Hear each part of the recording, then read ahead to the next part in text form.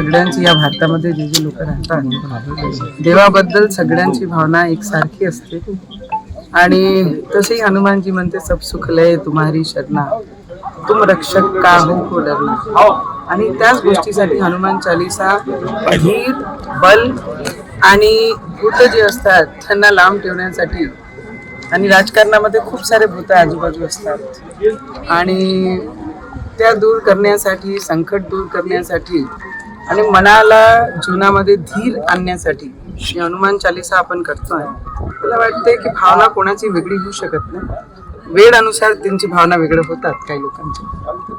मला वाटते देवाची ठिकाणी कोणाला निमंत्रण दिलं जात नाही पण एवढा मोठा तीर्थस्थान येणाऱ्या काळामध्ये हनुमानजीचं अमरावतीमध्ये होणार आहे पूर्ण विदर्भामध्ये आणि तसेच त्यांचं दुर्लक्ष विदर्भात नेहमी राहिलेला पूर्ण महाराष्ट्रामध्येच दुर्लक्ष त्यांच्या राहिलेलं आहे. मला असं वाटतं त्यांनी सुद्धा एकदा येऊन इथे आशीर्वाद घेतला पाहिजे हनुमान चालीसाचं पठण केलं पाहिजे कारण जेवढं संकट त्यांच्यावर आलेलं आहे ते हनुमानजींचा अपमान केल्यामुळेच त्यांच्या जीवनात एवढं संकट ते पाहत आहे. तर मला वाटते हनुमान चालीसा वाचून काहीतरी संकट दूर होण्याचे चान्सेस आहे. देवाच्या घरी कोणीही मोठा नसते आणि कोणीही निमंत्रण देत नसतात.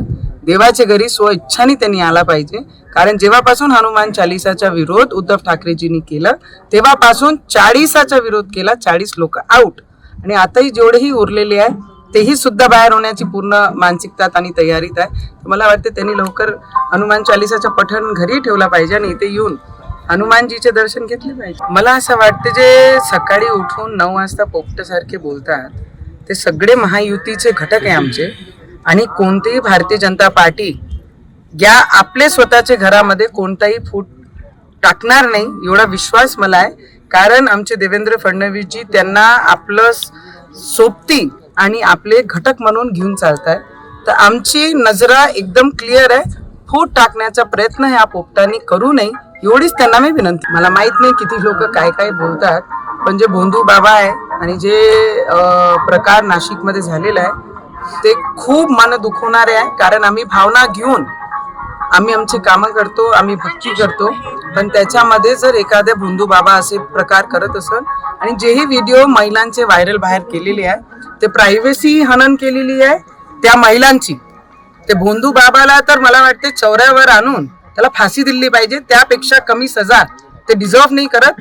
सरळ चौरायावर आणून एक रेपिस्टला कशी आम्ही मांग करतो सोमोटोमध्ये आणून त्याची अशी परिस्थिती केली पाहिजे की येणाऱ्या काळामध्ये असे मुखोटे लावून जे स्वतःला स्वघोषित जे महाराज असतात त्यांना सगळ्यांना कळलं पाहिजे आणि आमची भावना महिलांची या देशामध्ये आणि या राज्यामध्ये ज्यांनी दुखवलेली आहे त्यांना सजा 100% झाली पाहिजे. मला असं वाटतं की तुम्ही माझे स्टेटस जे मी पर्सनल माझे स्टेटस टाकते ते तुम्ही बातम्यांमध्ये घेता.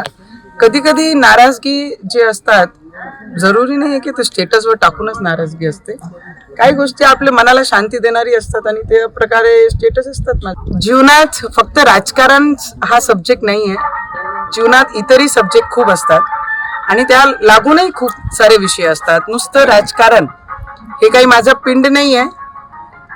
दुसरे क्षेत्र असतात दुसरे रिलेशन्स असतात दुसरी काही गोष्टी बरीचशी गोष्टी असतात पण